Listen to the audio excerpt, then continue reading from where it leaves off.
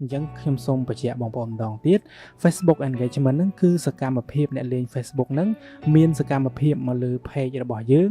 ឬក៏មកលើ post របស់យើងអញ្ចឹងតើសកម្មភាពទាំងនោះមានអ្វីខ្លះទៅបាទទី1គឺ reaction បាទសួស្តីបងប្អូនទាំងអស់គ្នាសូមស្វាគមន៍មកកាន់ How ខ្មែរ YouTube Channel បាទដោយសពដងខ្ញុំតែងតែនាំយកកន្លឹះ technique និងព័ត៌មានថ្មីៗទាក់ទងទៅនឹង Facebook យកមកចែករំលែកជូនបងប្អូនហើយសម្រាប់វីដេអូនេះក៏ទាក់ទងនឹងចំណេះដឹងអំពី Facebook ផងដែរហើយខ្ញុំនឹងនាំបងប្អូនទៅស្វែងយល់អំពី Facebook engagement អញ្ចឹងប្រហែលជាបងប្អូនមួយចំនួនបានដឹងរួចហើយនៅចំណុចដ៏តូចនេះហើយក៏មិនមានអ្វីគួរឲ្យចាប់អារម្មណ៍ខ្លាំងសម្រាប់ពួកគាត់ផងដែរប៉ុន្តែសម្រាប់បងប្អូនដែលមិនទាន់បានដឹងចំណុចដ៏តូចនេះពិតជាមានសារៈសំខាន់សម្រាប់ពួកគាត់សំខាន់នៅត្រង់ថាបងប្អូនដែលចង់មានជំនាញនៅក្នុងការគ្រប់គ្រង page និងធ្វើអាជីវកម្មលើ Facebook ចំណេះដឹងដ៏តូចនេះជាមូលដ្ឋានជាថ្នាក់ដំបូងមុននឹងបងប្អូនឈានទៅស្វែងយល់នៅចំណុចផ្សេងៗជាច្រើនទៀតដែលលំបាកជាងនេះបាទអញ្ចឹងដើម្បីឲ្យបងប្អូនឈានទៅដល់ការគ្រប់គ្រង page បានល្អឈានទៅដល់ការធ្វើអាជីវកម្មលើ Facebook បានល្អអញ្ចឹងបងប្អូនគួរតែស្វែងយល់នៅចំណុចតូចៗទាំងនេះសិនបាទតោះអញ្ចឹងយើងទៅស្វែងយល់អំពី Facebook engagement ទាំងអស់គ្នាបាទសម្រាប់ពាក្យថា engagement នេះប្រហែលជាបងប្អូនអាចបកប្រែជាភាសាខ្មែរថាភ្ជាប់ពាក្យឬក៏បកន័យផ្សេងអញ្ចឹងទៅបាទប៉ុន្តែ Facebook គឺអត់បកអញ្ចឹងទេសម្រាប់ Facebook engagement គឺមានន័យផ្សេងបាទមានន័យថាជាសកម្មភាពអ្នកលេង Facebook មានសកម្មភាពមកលើ post របស់យើងឬក៏មកលើ Facebook page របស់យើងបាទអញ្ចឹងខ្ញុំសូមបញ្ជាក់បងប្អូនម្ដងទៀត Facebook engagement ហ្នឹងគឺសកម្មភាពអ្នកលេង Facebook ហ្នឹងមានសកម្មភាពមកលើ page របស់យើងឬក៏មកលើ post របស់យើងបាទអញ្ចឹងសម្រាប់ Facebook engagement នេះខ្ញុំសូមបែងចែកជាពីរចុះបាទគឺ post engagement និង page engagement អញ្ចឹងដើម្បីឲ្យយល់កាន់តែច្បាស់អំពី Facebook engagement ហ្នឹងខ្ញុំមានតារាងមួយដើម្បីបង្ហាញបងប្អូនតោះអញ្ចឹងយើងទៅស្វែងយល់ទាំងអស់គ្នាបាទអញ្ចឹងសម្រាប់ខ្ញុំផ្ទាល់ខ្ញុំបែងចែក Facebook engagement ហ្នឹងជាពីរទី1គឺ post engagement ទី2គឺ page engagement បាទអញ្ចឹងដូចខ្ញុំបានប្រាប់បងប្អូននៅខាងដើមថា engagement ហ្នឹងមានន័យថាសកម្មភាពរបស់អ្នកលេង Facebook ហ្នឹងមានសកម្មភាពមកលើ post របស់យើងឬមកលើ page របស់យើងបាទអញ្ចឹងតើសកម្មភាពទាំងនោះមានអ្វីខ្លះទៅបាទទី1គឺ reaction បាទតើតើនេះ reaction ហ្នឹងពេលដែលបងប្អូន post អ្វីមួយបងប្អូនតែងតែចង់ដឹងថាតើមាន like ប្រមាណហើយបាទតាមពិតមិនមែនមានតែ like ទេវាមានច្រើនជាងហ្នឹងដូចដែលរូបបានបង្ហាញបងប្អូនបាទមាន like love ហាអីចឹងជាដើមបាទអញ្ចឹងរាល់សកម្មភាពឧទាហរណ៍ថាគេចុច like មួយអញ្ចឹងមានន័យថា engagement ត្រូវបានរាប់មួយហើយបន្ទាប់មកទៀតគេចុច love មួយទៀតអញ្ចឹងengagement របស់យើងគឺកើនទៀតហើយគឺកើនទៅ2បាទអញ្ចឹងreaction ហ្នឹងដូចជាអត់មានអីពិបាកយល់ទេបងប្អូនព្រោះថាមានរូបនៅលើនឹងស្រាប់បាទហើយចំណុចទី2គឺ comment បាទបងប្អូនដឹងច្បាស់ណាស់គឺជាការបញ្ចេញមតិយោបល់របស់យើងហ្នឹងតាមរយៈការដែលយើងសរសេរ comment នៅលើ post របស់គេហ្នឹងបាទអញ្ចឹងបើសិនជាគេសរសេរ comment មួយទៀតមានន័យថា engagement ហ្នឹងវារាប់ឡើងកើនមួយទៀតបើសិនជាមានអ្នក comment 2 engagement នឹងឡើង2បាទអញ្ចឹងដូចជាអត់មានអីពិបាកយល់ទេហើយចំណុចទី3គឺ share បាទមានន័យថាការចែករំលែកបាទពេលដែលយើងចែករំលែកទៅហ្នឹងយើង share ទៅហ្នឹងវានឹងកើន engagement មួយទៀតបាទហើយចំណុចចុងក្រោយគឺ post click បាទ post click នេះគឺពេលដែលបងប្អូនចុច link នៅលើ Facebook ហ្នឹងអ្នកខ្លះគាត់ upload link ពី website មកចុះ Facebook ហ្នឹងពេលដែលបងប្អូនចុចលើ link ហ្នឹងក៏វារាប់ថា engagement មួយដែរមួយទៀតដូចជារូបភាពជាដើមពេលដែលបងប្អូនចុចលើរូបហ្នឹងដើម្បីពង្រីកឲ្យមើលកាន់តែច្បាស់អីចឹងទៅ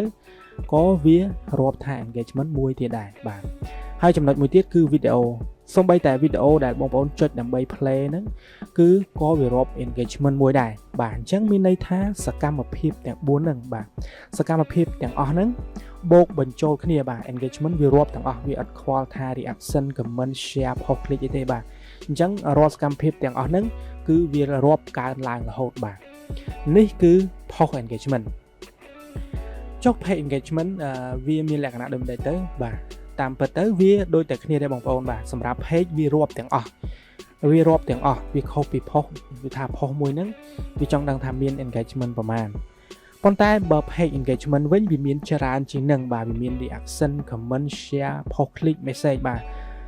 មានអ្នក message inbox មក page យើងហ្នឹងក៏វារាប់កើន engagement មួយដែរបាទអ្នក like page ក៏វារាប់ហើយមួយទៀតនោះគឺ click get direction មានន័យថាអ្នកដែល click នៅលើផែនទីរបស់ page របស់យើងហ្នឹងក៏វារាប់ដែរបាទអញ្ចឹងវាអាចមាននៅចំណុចផ្សេងៗទៀតបងប្អូនបាទអញ្ចឹងគ្រាន់តែចាំថា engagement ហ្នឹងគឺសកម្មភាពដែលមានមកលើ post មកលើ page ហ្នឹងទៅបានហើយបាទអញ្ចឹងដូចជាអត់មានអីពិបាកយល់ទេបងប្អូនបាទហើយអញ្ចឹងខ្ញុំមានឧទាហរណ៍មួយជាក់ស្ដែងដើម្បីបងប្អូនមើលតែម្ដងបាទនេះគឺជាវីដេអូដែលខ្ញុំបានផុសហើយនៅក្នុងនេះមានបង្ហាញ engagement ស្រាប់តែម្ដងបាទគឺ546 engagement បាទអញ្ចឹងនៅខាងដើមខ្ញុំបាននិយាយថា reaction បាទចំនួន reaction ចំនួន comment ចំនួន share អញ្ចឹងឃើញបូកបញ្ចូលគ្នាទៅហេតុអីក៏វាអត់ស្មើនឹង engagement ដែលបង្ហាញនៅលើនេះបាទអញ្ចឹងយើងទៅលម្អិតទាំងអស់គ្នាហើយយើងចុចនៅលើ engagement នឹងតែម្ដងយើងចុចកន្លែងហ្នឹងមកបាទបន្ទាប់មកទៀតយើងចុចលើ post បាទអញ្ចឹងយើងនឹងអាចឃើញលម្អិតនៅ engagement បាទនេះគឺជារបាយការណ៍ engagement ទាំងអស់បងប្អូនបាទនេះ152 reaction comment share អញ្ចឹងមានន័យថាវាបូកបញ្ចូលគ្នាទាំងអស់ហ្នឹងតាក់ទងទៅនឹង reaction comment share ហ្នឹងវា152បាទអញ្ចឹងយើងមកមើលនៅខាងក្រោមនេះអញ្ចឹងយើងឃើញថាការចុច reaction នៅលើ post របស់យើងឃើញតែ97ទេបាទ97 98ហ្នឹងប៉ុន្តែមានអ្នកចុច reaction ហ្នឹងនៅលើអ្នកដែលបាន share ទៅទៀតបាទវារាប់ទាំងអស់អញ្ចឹងអ្នកដែលបាន share ទៅហ្នឹងបើសិនជាមានគេចុច like love អីហ្នឹងក៏វារាប់ដែរបងប្អូនបាទអញ្ចឹងហើយបានចំនួនហ្នឹងវាឃើញច្រើនជាងអ្វីដែលយើងបានឃើញនៅក្នុង page យើងបាទអញ្ចឹងនេះក៏ដូចគ្នាទេបងប្អូនបាទអានេះគឺ reaction like love wow បាទហើយតើតើនឹង comment គឺ2សម្រាប់ comment នៅក្នុង page របស់យើងឃើញតែមួយទេប៉ុន្តែវារាប់2បាទមានន័យថា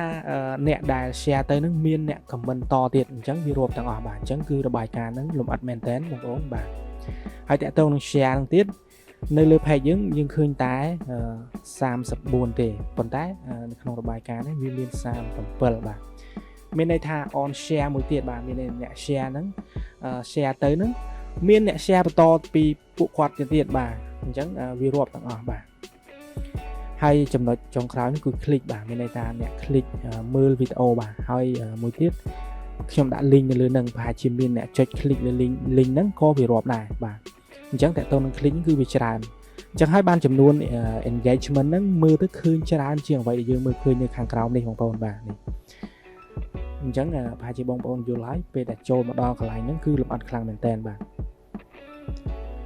នៅមានមួយចំណុចទៀតដែលខ្ញុំចង់បង្ហាញបងប្អូនតាក់ទងទៅនឹង post engagement បាទគឺវានៅក្នុង insight បាទអញ្ចឹងដើម្បីចូលទៅកាន់ insight យើងចូលទៅ more បាទបន្ទាប់មកទៀតយើង click លើ insights បាទ insight ហ្នឹងវាគឺជារបាយការណ៍បាទរបាយការណ៍ដែល Facebook វាសរុបឲ្យយើងបាទយើងអាចជ្រើសរើសមានជម្រើស4បាទគឺយើងអាចមើលរបាយការណ៍ថ្ងៃនេះយើងអាចមើលរបាយការណ៍ពីម្សិលមិញបាទរបាយការណ៍ក្នុងរយៈពេល7ថ្ងៃកន្លងមកហើយនិង28ថ្ងៃកន្លងមកហើយមកដល់ថ្ងៃនេះបាទអញ្ចឹងយើង scroll ទៅក្រោមយើងនឹងឃើញ post engagement បាទអញ្ចឹង post engagement សម្រាប់រយៈពេល7ថ្ងៃកន្លងមកហ្នឹងគឺយើងឃើញ2141បាទអញ្ចឹងមានន័យថាជា engagement ទាំងអស់ដែលយើងផុសក្នុងមួយសប្តាហ៍កន្លងមកបាទឧទាហរណ៍ដូចជាយើងផុសរូបភាពផុសវីដេអូយើង share link YouTube ឬក៏យើង share link ពី website ផ្សេងៗហ្នឹងអញ្ចឹងសរុប engagement ទាំងអស់ហ្នឹងគឺ2141បាទអញ្ចឹង post engagement ហ្នឹងគឺមិនមែនផ្ដោតទៅលើផុសណាមួយទេគឺជាការផុសរយៈពេល7ថ្ងៃកន្លងមកហើយបាទអញ្ចឹងដូចជាអត់មានអីពិបាកយល់ទេបងប្អូនគឺមានតែប៉ុណ្្នឹងទេសម្រាប់វីដេអូហ្នឹងហើយបើសិនជាមានលឺលួសខ្វះខាតខុសឆ្គងនោះបងប្អូនអាចខមមិននៅខាងក្រោមដើម្បីជួយកែលម្អក្នុងនៃស្ថាបនាបាទហើយបើសិនជាបងប្អូនចូលចិត្តវីដេអូនេះហើយចង់បាននៅកន្លឹះតិចនិចនិងព័ត៌មានថ្មីទាក់ទងទៅនឹងអាប់ដេតអំពី Facebook នោះសូមបងប្អូនជួយ Subscribe Channel YouTube ហៅខ្មែរម្នាក់មួយផងបាទសូមអរគុណសូមជម្រាបលា